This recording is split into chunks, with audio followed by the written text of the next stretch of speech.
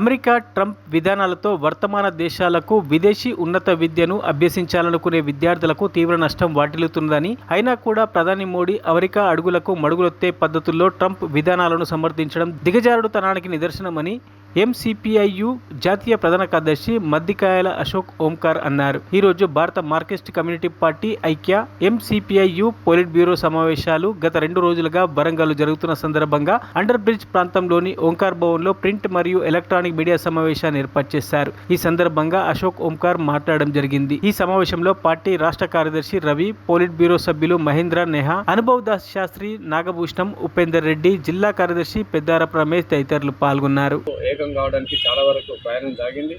దాంట్లో భాగంగానే ఇవాళ జాయింట్గా పొలిట్ బ్యూరో సమావేశాలు, జాయింట్గా కేంద్ర సమావేశాలు ఏక డాక్యుమెంట్ తోటి, ఒకే డాక్యుమెంట్ తోటి చేసుకొని కార్యక్రమాలు, తీర్మానాలు చేసుకొని ఆందోళన కార్యక్రమాలు ఇవన్నీ కూడా చేయడం జరుగుతూ ఉన్నది.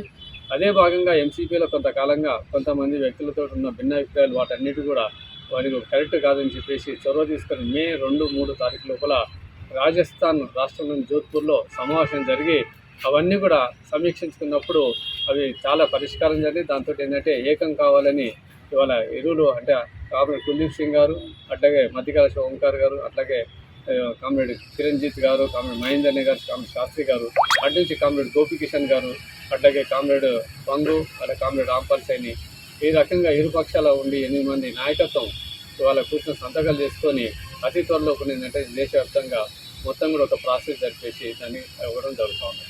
మరి అట్లాగే మిగతా అనేక మంది విప్లవకర చర్చలు జరుగుతున్నాయి.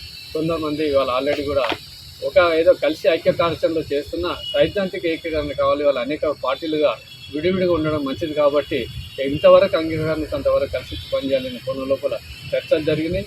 అలాగే బెంగళూరులో చర్చలు జరిగాయి. అక్కడి నుంచి కూడా వాళ్ళు మన హైదరాబాద్ ఆఫీస్ రావడం చర్చలు జరుగుతున్నాయి. అతి త్వరలోనే ఇవన్నీ కూడా ఫలితాలు వచ్చే అవకాశం ఉంది. అది రాగానే అనేక కమ్యూనిస్ట్ పార్టీలు జరిగిన చర్చల సఫలంతో ఒక పెద్ద పార్టీగా మళ్ళీ ఎంసీపీ బలోపేతం కావడానికి అతి త్వరలోనే ఒక పునాది ఏర్పడుతూ ఉన్నది. ఈ నేపథ్యం లోపలనే రేపు అది ఫలించాక మళ్ళీ మీడియా మీ ద్వారా మొత్తం ప్రపంచానికి, దేశానికి అన్ని వర్గాలకు తెలియజేయడం జరుగుతుంది. ఆ రకంగా ఓంకార్ గారి ఆశలను కొనసాగిస్తున్నాం. అలాగే సామాజిక న్యాయ అంశం మీద కూడా ఇవాళ దాదాపు ఓంకార్ గారు 84, 87లో ఏదైతే ప్రకటించారో ఇవాళ దాదాపు అన్ని కమ్యూనిస్ట్ పార్టీలు కూడా ఈ ఓంకార్ గారి లైన్ను వారు గౌరవించి దీని పట్ల ఆలోచన చేయడం జరుగుతున్నది. ఇది ఒక రకంగా ఏంటంటే ఎన్సీపీ చేసిన కృషిలో భాగంగా ఇవాళ సామాజిక న్యాయం ఉన్నది.